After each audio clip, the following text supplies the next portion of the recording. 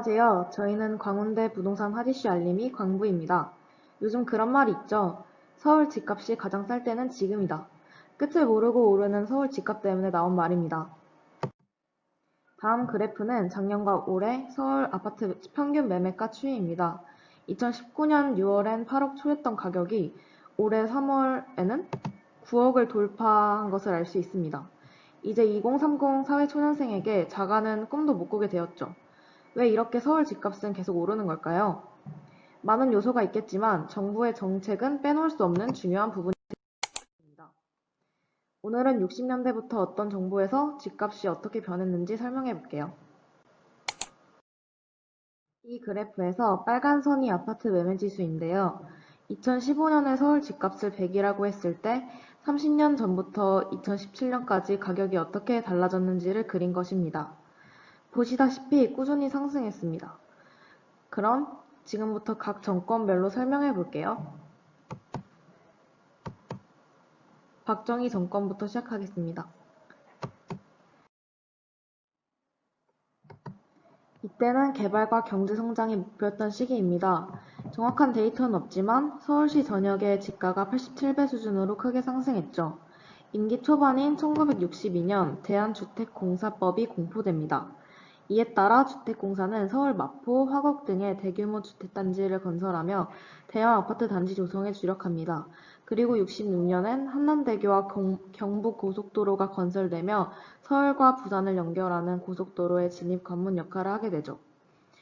다음에 부동산 투기 억제에 관한 특별조치법이 제정됩니다.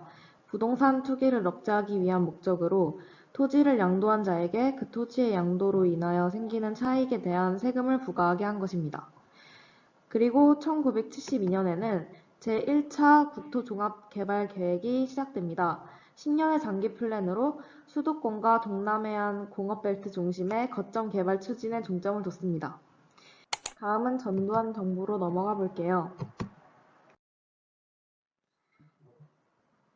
전두환 정부 때 집값은 일정하다가 막판에 상승합니다. 1980년에 지정한 특정 지역은 19개의 법률을 일시 정지시키고 정부가 일괄 매수해 택지로 개발할 수 있도록 하는 법이 제정됩니다. 주택 경기 활성화에 집중했던 정부의 특징을 잘 보여주는 정책이죠. 다음 5.18 주택경기 활성화 대책은 양도세율 인하, 국민주택 전매기간 단축 등 규제 완화의 내용이 담긴 대책이었습니다. 여러 차례의 규제 완화로 부동산 시장이 과열되자 정부는 다시 투기 억제 대책을 마련합니다.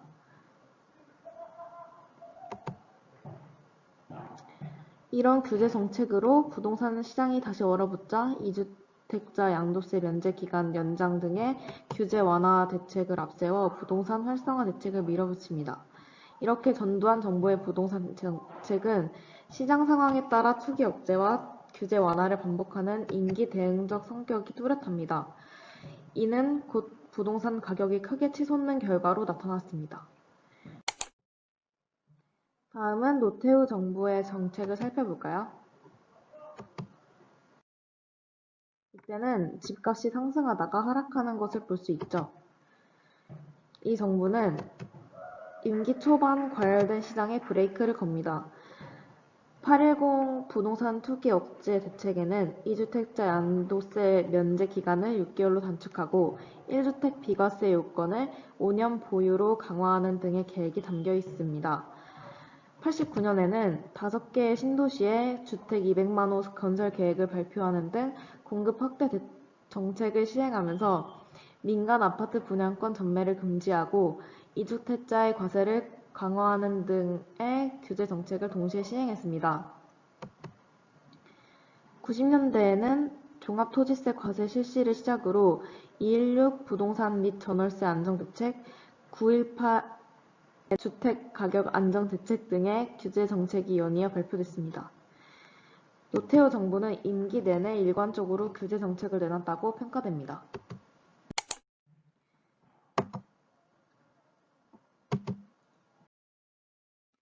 김영삼 정부 때는 집값이 일정했습니다.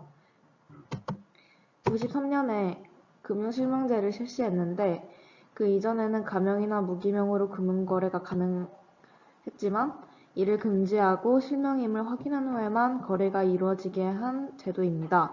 이어 부동산 거래에서도 남의 이름을 빌려 쓰는 것을 금지하고 실질적으로 본인이 보유하고 있는 부동산을 자신의 이름으로 등기하게끔 한 것입니다. 임기 내내 안정적인 가격 행보를 보였던 김영삼 정부였습니다. 김대중 정부 때 그래프를 보시면 임기 초기에는 경제 위기 때문에 집값이 하락했다가 점점 상승합니다. 이 정부는 IMF 경제 위기를 안고 출발한 정부입니다. 외환 위기로 얼어붙은 부동산 시장을 띄워야 했기 때문에 규제 완화 정책이 등장합니다. 5.8 대책으로 분양권 재당첨 금지 기간을 국민주택은 5년으로 줄이고 민영주택은 폐지합니다. 또 청약 자격과 제한을 완화했습니다. 5.22 대책은 분양가를 자율화하고 분양권 전매를 한시 허용하는 방안이 담겼습니다. 99년 3.22 조치는 5.22 대책을 강화하여 분양가를 전면 자율화하고 한시적이었던 분양권 전매를 허용하기로 합니다. 이러한 파격적인 규제 완화 정책으로 2000년 이후 부동산 시장이 살아나고 곧 과열됩니다. 이에 김대중 정부는 2002년 9.4 주택시장 안정대책을 내놓습니다. 공급을 늘리고 투기 과열지구의 분양권 전매 강화와 청약 조건 강화 등 투기 억제 방향으로 정책을 전환하지만 쉽게 진정되지 않았습니다.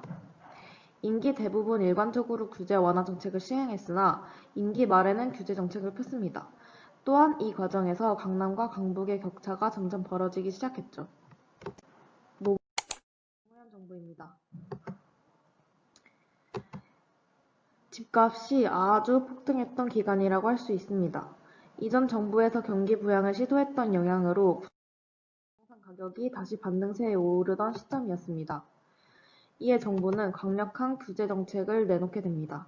출범 초기 5.23 대책에서 이전 정부가 풀어줬던 분양권 전매를 다시 제한하고 청약 1순위 자격 및 재당첨을 제한합니다. 같은 해 12구 대책에서는 공공임대주택을 150만 가구 건설하고 3주택자 양도세를 중과세하고 종합부동산세를 도입하는 등의 규제 방안을 연이어 내놓게 됩니다. 2005년에도 규제 정책을 펼치고 2006년에는 재건축 개발 이익 환수제가 실시되어 투기 지역의 LTV가 40% 확대되고 DTI가 시행됩니다. 2007년에는 투기 지역 민간 분양가 상한제 및 원가 공개 담보대출 1인 1건 제한 등의 강력한 규제 정책을 펼침과 동시에 장기 임대주택 공급 계획을 발표했습니다. 임기 내내 투기와의 전쟁을 펼쳤지만 시장은 쉽게 진정되지 않았습니다. 다음으로 이명박 정권의 정책을 살펴볼까요? 이때 집값은 나름 일정한 그래프를 보여줍니다. 2008년 리만 브러더스 사태에 따른 글로벌 경제 침체가 있었기 때문에 이에 우리나라도 영향을 받았죠. 이명박 정부는 부동산 규제를 적극 완화하며 경기 부양을 시도합니다. 차례로 양도소득세, 종부세, 상속세 및 증여세를 완화하고 또한 주택 투기 지역 및 투기 과열 지구를 해제하고 서민 주거용 주택 공급을 확대합니다. 2012년에는 규제 완화 완결판으로 불리는 5.10 대책이 발표됩니다. 강남 3구 투기 지역이 해제되고 양도세율 완화, 다주택자 양도세 중과 폐지, 그리고 분양가 상한제 폐지 등 주택 거래를 정상화하기 위한 노력을 합니다. 하지만 시장은 반대로 흘러가죠. 정부의 이런 완화 정책은 글로벌 경기 침체를 뛰어넘지 못했습니다. 이제 박근혜 정부를 볼게요. 이때는 안정적이다가 마지막에 상승하는 그래프를 보입니다. 박근혜 정부도 이전 정부와 마찬가지로 규제 완화를 합니다.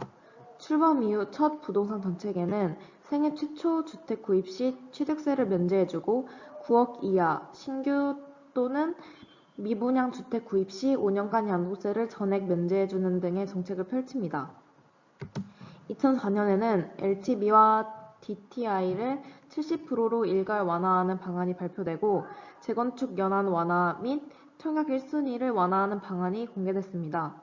이 두 대책은 기존 주택은 물론 분양주택의 거래를 부추기는 핵심 변수가 되었습니다. 빚내서 집 사기 더 쉽게 했다는 것이죠. 주택시장이 과열되자 임기 말 규제로 방향을 전환합니다.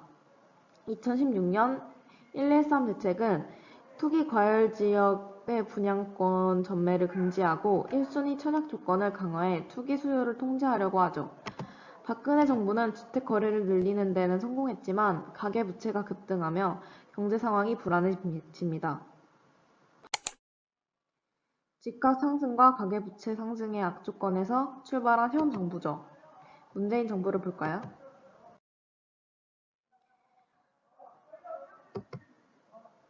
현 정부는 거의 한 달에 한 번꼴로 부동산 대책을 내놓고 있습니다. 이 그래프와 처음 보여드렸던 그래프로 알 수 있듯이 집값은 꾸준히 상승 중이죠. 이런 많은 규제에도 불구하고 집값은 잡히지 않고 더 요동치고 있죠. 2021년 그리고 앞으로의 미래의 서울 집값은 어떻게 변해갈까요?